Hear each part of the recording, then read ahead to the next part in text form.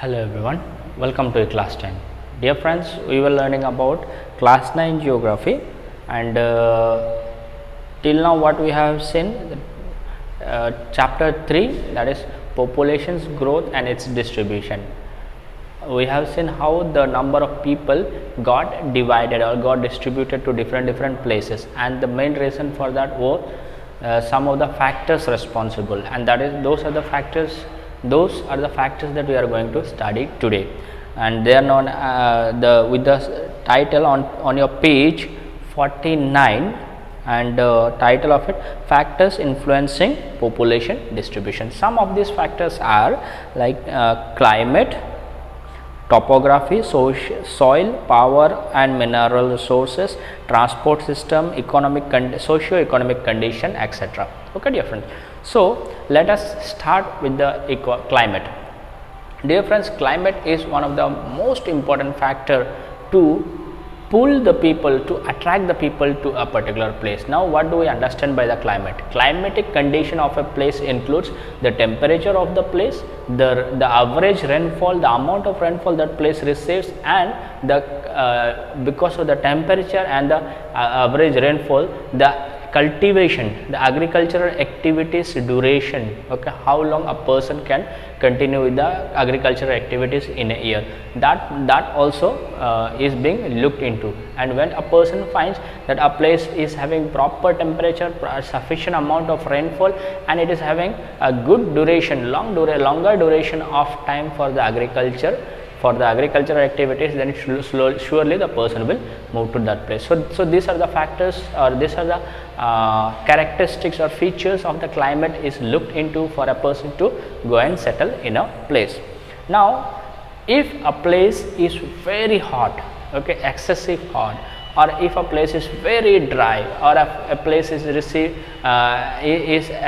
excessive cold, all this does not favor for a good agriculture. And if a particular land is not good for agriculture, that also is not good for a person to inhabit or live in that place. That is why these features are very important. So one example for the very hot place is given like Sahara Desert. Excessive hot, it is not favorable for agriculture, so very thin population in that place.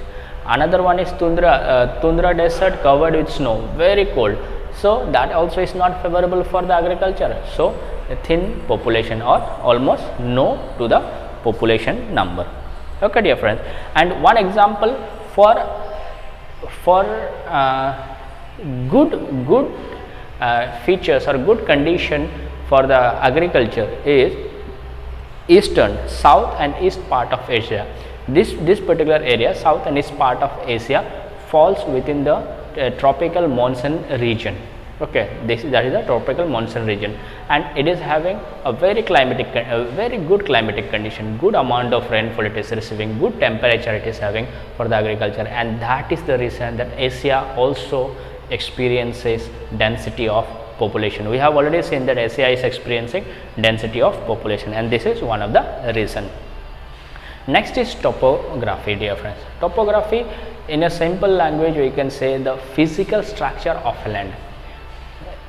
If we see the whole world from a topmost view, okay, from top view, we can see that some places are mountainous hill, and some places are plain, some places are with the river, some places are valley. That means everywhere it is not same. Some places are high, some places are low, and some places are plain. That way we will be seeing. So these features also matters a lot for the people to go and settle in a place. If a place is very high and there is no proper facilities for the transport to go up there and get settled there, then people will not go. If the place is high and the place does not provide with the water facilities nearby, people will not go. So that is why there is vast difference seen between a elevated area, between a high place and a low place. Okay, and always density of population is found in the riverine area, dear friends.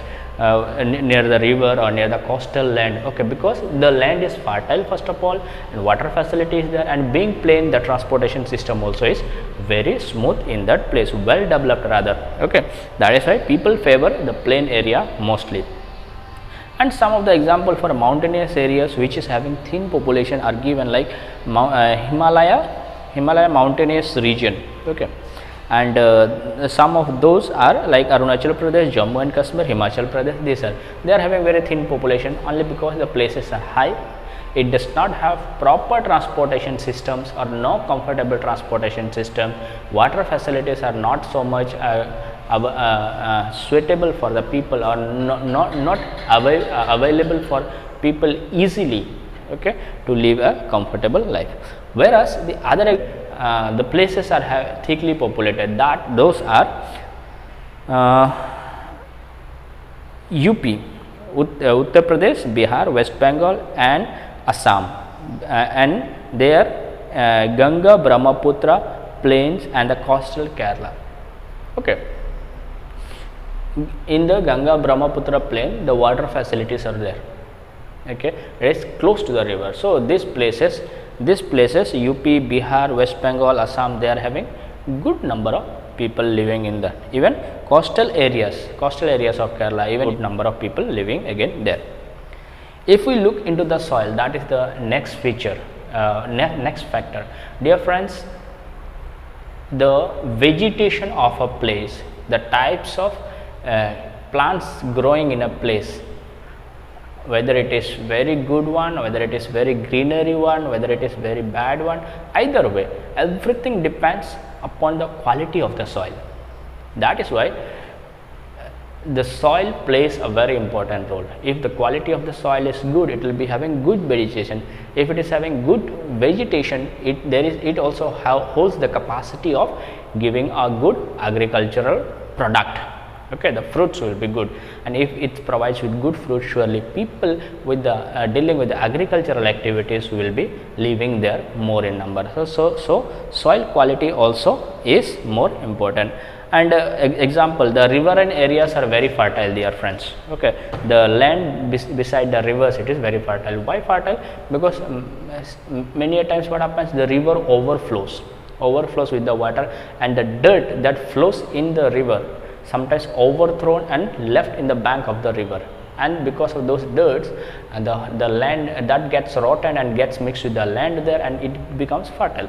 So riverine areas are very fertile, and that is why people live there. Okay, example given, the northern fertile plain. Okay, fertile plain of northern India, India's northern parts, the plain area, it is fertile land, so people are more, and also eastern part of China, that also is fertile land and people are more. Next factor is power and mineral resources. Dear friends, what do you understand by the mineral resources? Mineral resources can be metallic and non-metallic. Okay, dear friends.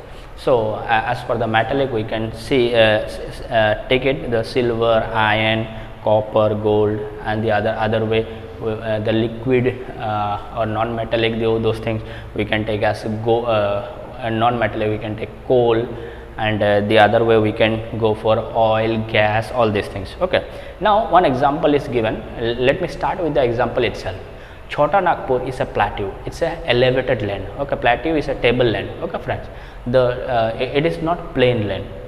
Okay, now in spite of being plateau, elevated high land, people are more in that place. Why? Because Chota Nagpur being that is central part of Jharkhand. Okay, now in this place large quantity iron ores are found, coal, limestones are being found. Now this iron ore, limestone, coal, these are these are the important raw materials for the industries to run. Okay, so for the industries to run. See, now since this place is having so much of raw materials, I mean minerals, it is attracting more people, because it is giving more chance for the people to have the occupation there, have the livelihood. Okay, they become the source of living. First of all, it is larger number, so many industries will come up that will provide them good occupation. Okay, good occupation, and seeing to that, no matter how elevated it is, only because it is having good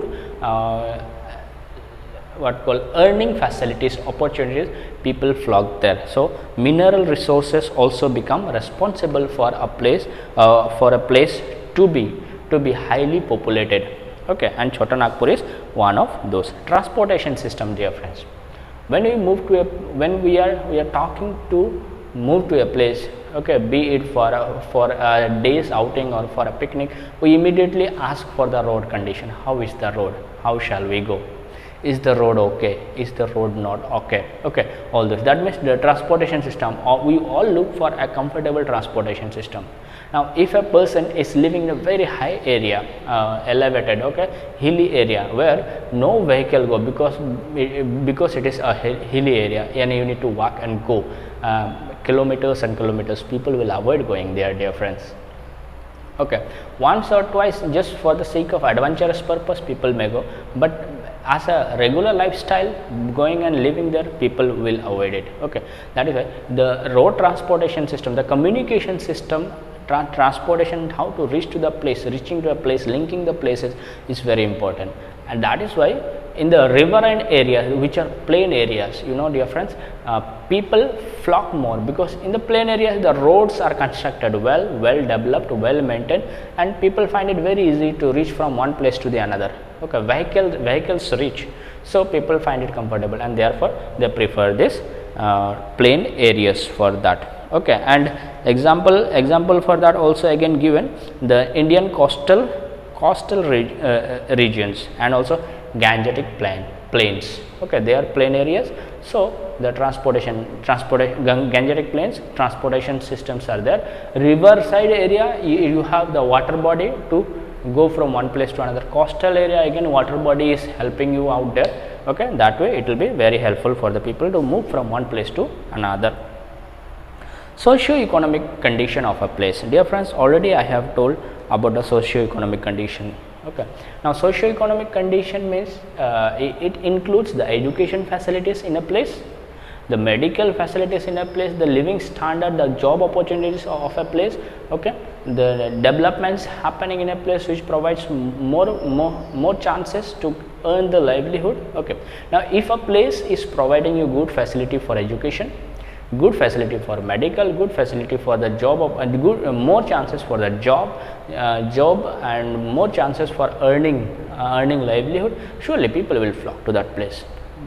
So, these days people prefer to live in the city area than live in the interior village areas, because they feel being in city the hospital is nearby, being in city the college or school is nearby, so that way they prefer the city area for those purpose at least. So the people flock in the city area. That is what the socio-economic condition of a place also attracts more people. Okay, dear friends. Now first example is given, like socio-economic condition, well developed in socio-economic condition will attract more people. However, due to socio-economic backwardness and agriculturally developed areas the birth rate becomes considerably high. So the places which are industrially developed, socio-economically developed, compared to that, the place we are not developed, they are agriculturally developed but not socio-economic condition, those places are having high birth rate.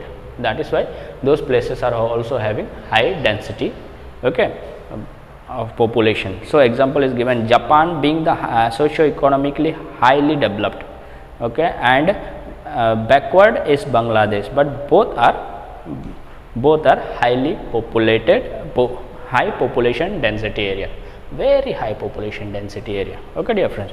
So these are the some factors, okay, which are responsible, so to say, to attract people to a particular place and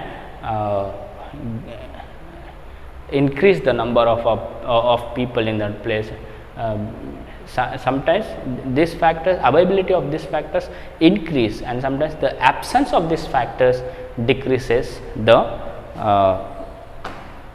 number of people in a place. So that's all, dear friends. See you people in the next class. Till then, stay in, stay safe, take care.